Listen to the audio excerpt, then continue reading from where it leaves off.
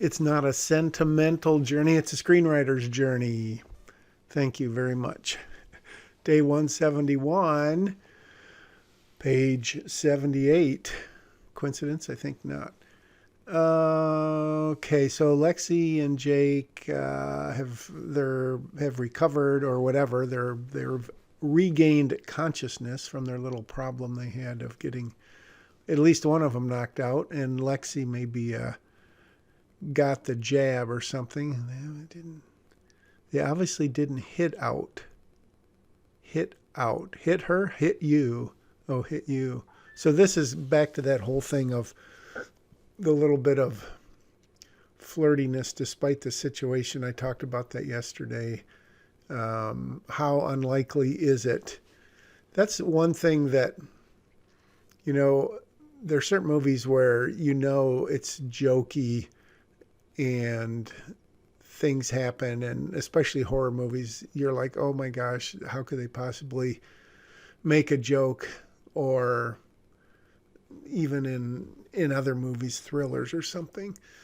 And you always do wonder how people will react in any given situation. And I do think there's some truth to the line of thought that if you are in a really harrowing situation, you'll do something to make light of it, as opposed to just being totally grim. And maybe that's just because I watch too many movies, and, the quips that people make when things are bad, whether, if it's James Bond, it's obviously tongue in cheek, but,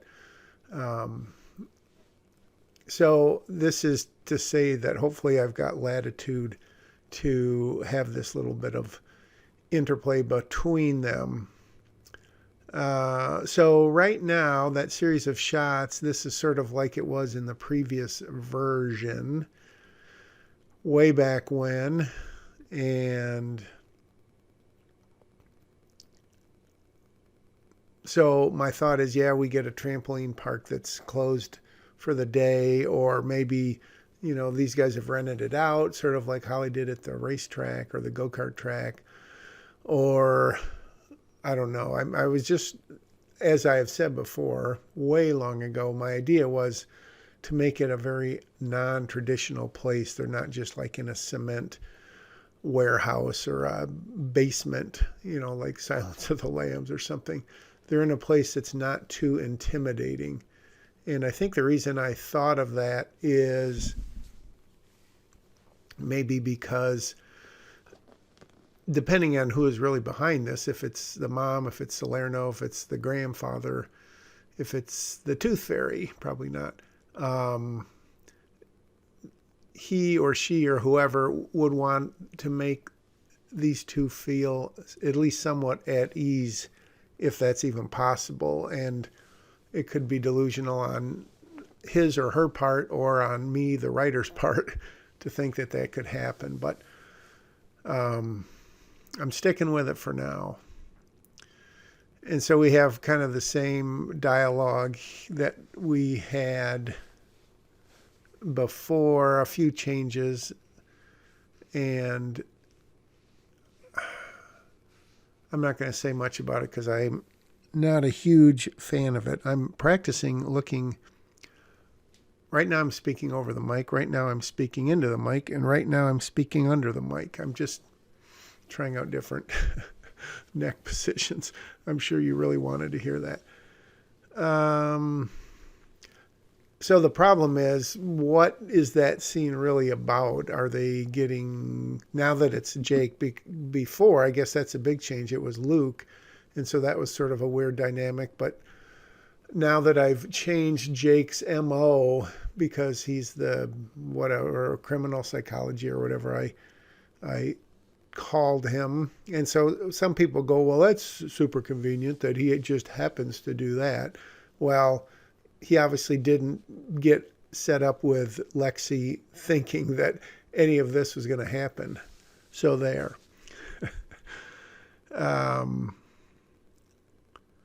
They talk about ESP.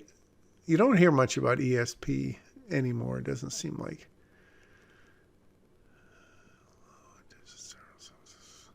And then I think, I don't know if I had Rachel coming in this soon in the previous version. Maybe I did.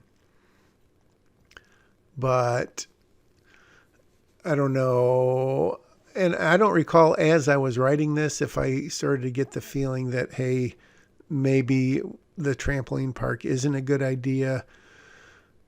And again, am I thinking logistically in terms of filming and production and costs and all that, or what?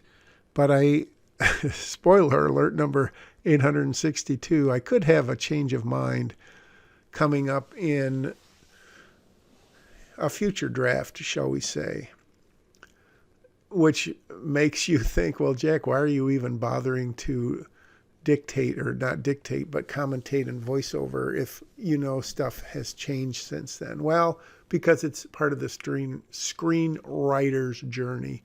But guess what? For today, day 171, the journey is at its close. But not the end.